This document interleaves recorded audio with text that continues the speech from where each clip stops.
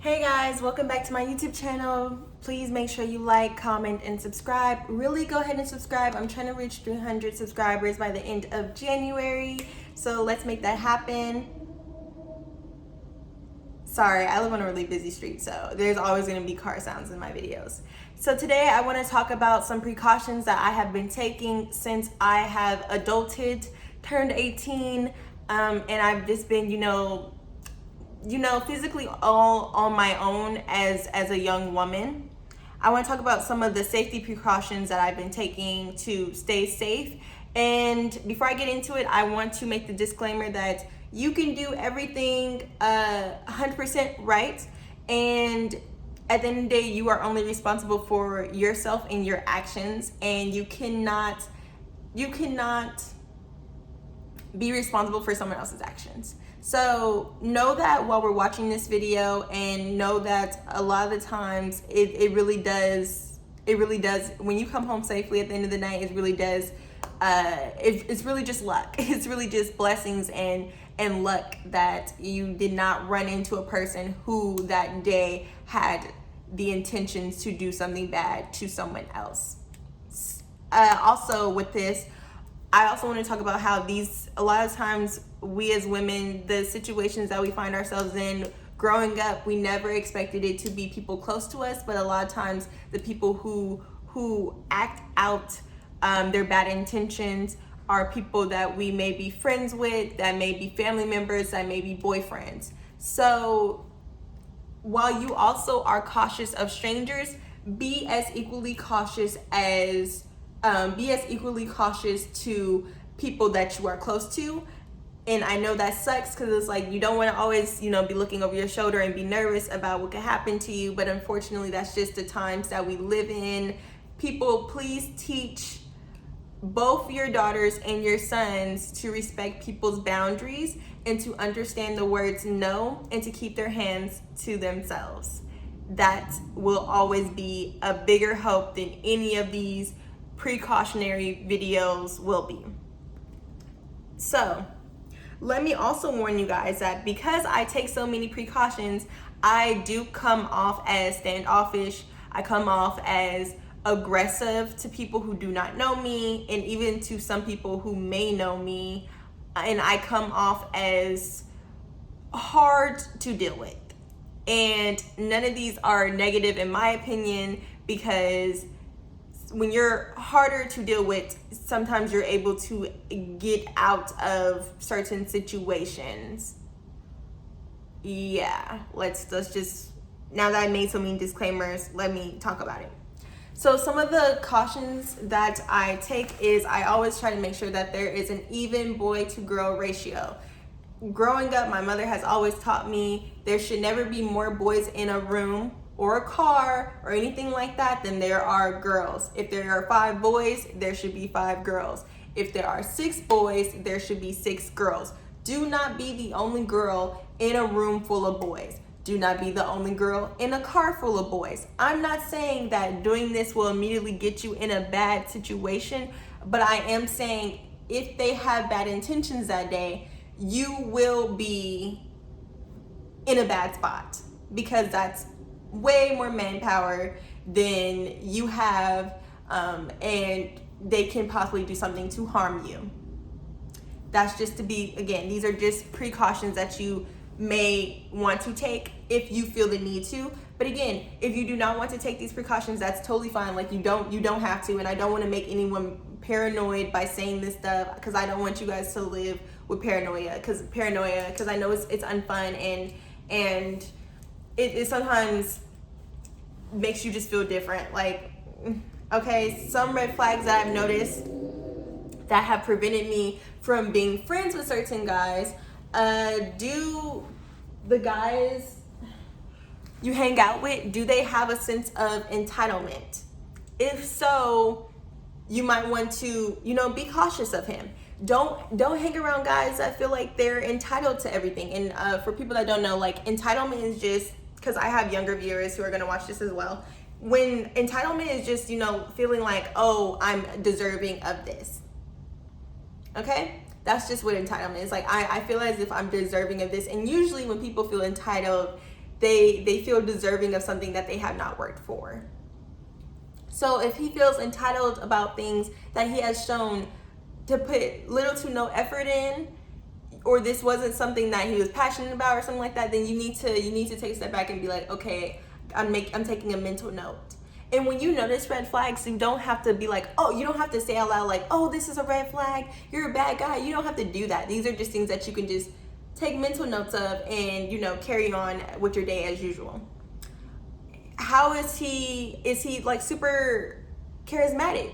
Sometimes, no, not sometimes, a lot of times, bad guys will be very charismatic, and I think that's why, you know, you feel so calm and comfortable with them, and that's why it's just a moment of being shocked that they turn out to be people with bad intentions, because you're just like, I did not expect this from you, because you're so charismatic, you come off as so kind and compassionate and nice to me that I couldn't even see the fact that I ignored all the other signs that may have led me to see earlier on that you weren't that great of a guy. How does he treat other women? This is a big thing. Never think that you are the exception to anything. Guys, human beings, we show our true selves. It's hard to hide who we are. It is. You can be a mastermind at disguising yourself and all this other stuff. But at the end of the day, at some point, you're gonna let who you truly are slip through the cracks. And it's important when you see it to believe it and to either leave that person alone completely or really to distance yourself from them. So how does he treat other women? Does he give off mixed signals to other women? Does he give off mixed signals to you? Does he gaslight other women? Sometimes you'll see a girl who knows a guy and she acts so strange and it's weird, and you're concerned about her almost, and instead of looking at their relationship and you know, instead of us looking at their relationship and just blaming her, also understand that you have no idea the things that he's been telling her. You have no idea the things that they've done together to lead her to get to the point where she may come off as just not, it's just not a great look. Like, it's just a bad look for her. You know, don't be so quick to judge her. Make sure you look at the relationship as a whole as best as you can and be like, okay, you know, she likes him. Maybe it's because he's telling her some other stuff. Again, this just goes along with the mixed signals. And how does he treat animals? Don't date, please, let's not even dating, but like stay away from guy friends who like throw stuff at animals. Like, I hate dudes that just throw rocks at squirrels. I've seen a dude kick a squirrel off a canyon. Don't be friends with any of those people, like, or people that beat dogs. All of that's it's a warning sign. Like, this, he's not okay. He has no morals, which brings me to my next thing, lack of morals. What does he stand by? Everybody that's watched Hamilton the musical or even heard the songs, you know, I need to turn my fan on because it's hot. You know Aaron Burr was a sucky guy because he has no morals. Like Hamilton says, if you have nothing that you're standing for, you know, like, what will you fall for? You know what I'm saying? So it's just, I hope that's the line, because people are gonna flame me if it's not something along those lines. But you get what I'm saying. If you're with a guy and he has no real morals, if he's not like, this is what I believe in and I stick by these beliefs and my actions will prove that I stick by these beliefs, cut him off. Just actually cut him off. Don't even be friends with that dude. Like, it's a bad look. It's a bad look, and he will literally do anything because he has no morals. It's just not good to be with a guy that has no morals.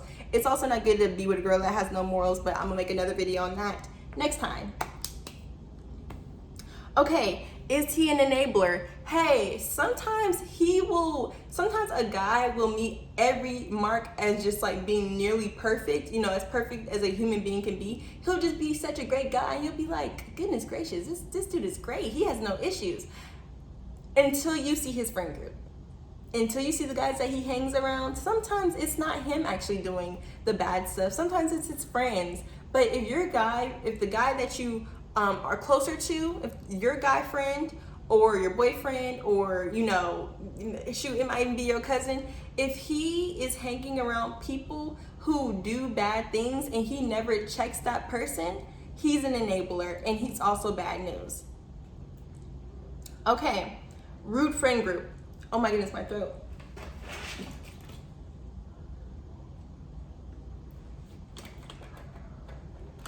Okay.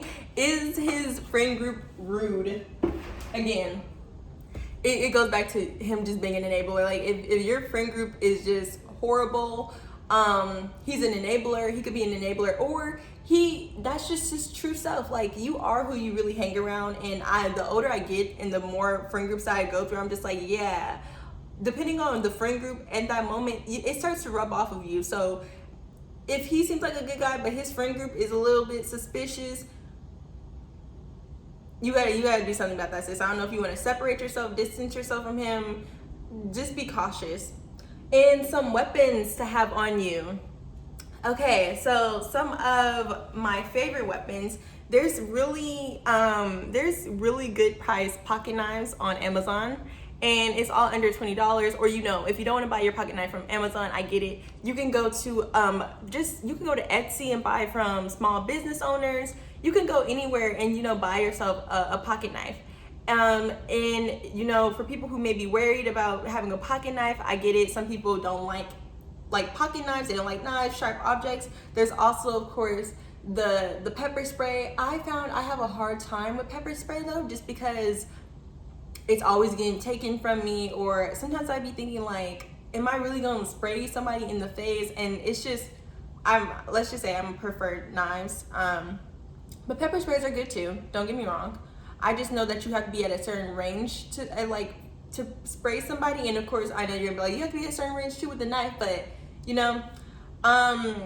but something that everyone can get at any age, and it's never gonna get taken away from you, and you can walk in any building, any event with this on you, is a whistle attached to your keychain. It's what they gave us.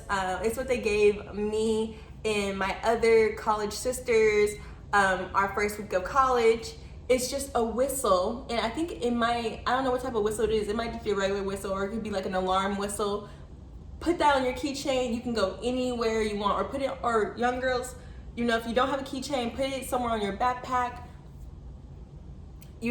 or get yourself a keychain that you can have it on your person like that. Or, sometimes I know people ride the bus. You can put it like right next to your bus license thing, bus ID, and school ID, because I know we all be having school ID lanyards. Put it next to your school ID lanyard, so when you're walking home, that's a safety thing. If someone tries to get you, you could just blow your whistle, and hopefully people will come out and help you. Yeah, so those are just some things I like to keep on me, and those are the precautions that I take. If you have any other precautions that you would like to list in the comments, please do so, because I want this to be an open space, and I really want us to start talking more about just the dangers that we face on every day. And it's just people don't understand. It's very hard being a woman and a girl, because it's been shown that, like, people will hurt you and they'll be able to get away with the crime that they committed, or sometimes you lose your life and it has nothing to do with you. It's just the fact that you cannot control other people, and unfortunately our society has not been, it has not done its job when it comes to teaching us how to respect other human beings and animals, how to respect each other as living beings. So let's take the steps of just trying our best to be as precautious as possible, and to care for one another and help each other out. So thank you guys for watching this video. Don't forget to like, comment, and subscribe. Leave your opinions below. Give the video a like, and thank you again. Bye.